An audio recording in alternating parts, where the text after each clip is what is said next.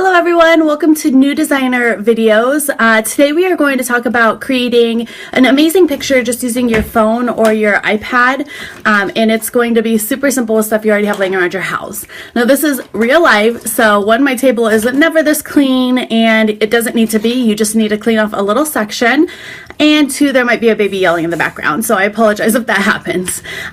So what we're going to do is use just the window, some white paper or white plate if you have it, and natural light.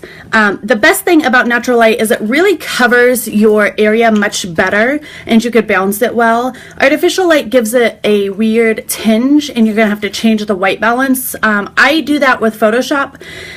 The reason why you really want to get a good actual picture, natural light, or the real portrayal of what our keepers are is so people aren't thinking that they're going to get a different color or a different saturation or anything like that on a keeper. You want to keep it as real life as possible so they're not deceived or get the keeper and think that it's not really what they were shown. So you can do pictures at night with artificial lighting, just your overhead lights and stuff, but again, the best ones are going to be during the day with the daylight. And if you do the night ones, just make sure you grab that free Photoshop app or any kind of enhancement app for photos that would allow you to change the temperature or white balance and do a little bit of work in there. At the end of this, I am going to do a couple things in my Photoshop app, and I will just write down what they are on the image so you could see the difference. Typically, I do a little bit of defogging, which clears the picture up some, and I put some either contrast if I need to change the exposure to make it brighter or anything like that. So I'll show you what I do at the end. So right now I'm just going to probably not so gracefully turn this around so you could see my setup, and then we will look at what I have going on. So I'm just going back up, and this is where I'm at right now. So I'm in my dining room. Here is my windows, my dining room table. It's not super close. You could bring it right to the window if you want.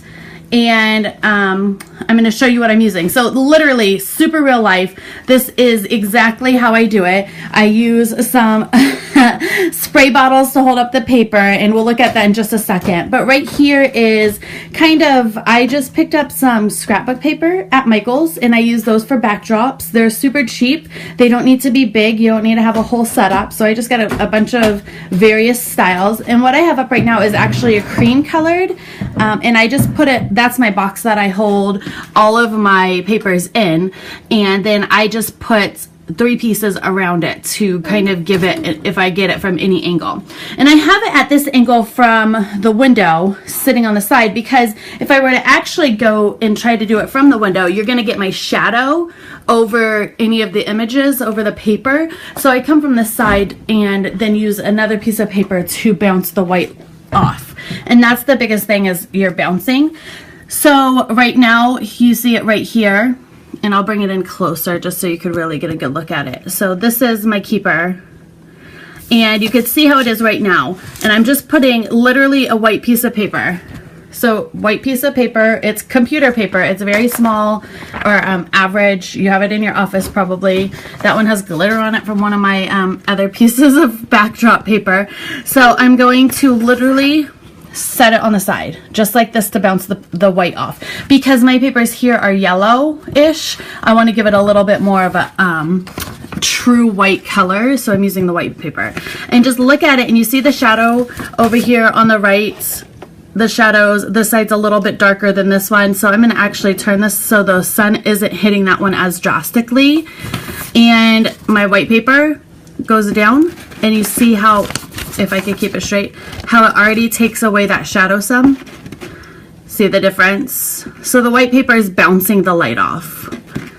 And then you could take your picture like this. And that's exactly what I'll do, and I'll show you guys the outcome. But you can see the difference just by bringing this down. Quite a drastic change and it brings out my engravables much more and gives me a clearer image. So that's basically it for paper. Another thing you could do is just bring in my little white plate right here. I'm going to set that down, put my keeper right on there, and this one gives it a little bit of a reflection as well because it's white. So I'll bring it forward, and sorry, So you don't want to get it up on the side. You want it to be right in there in the plate. But you see how it reflects off the plate, and I don't personally like to do that a lot. But again, I bring in my white paper and see how it brightens up that green on the right hand side. You see the drastic difference. So this is another way to really just bounce the colors around a lot more.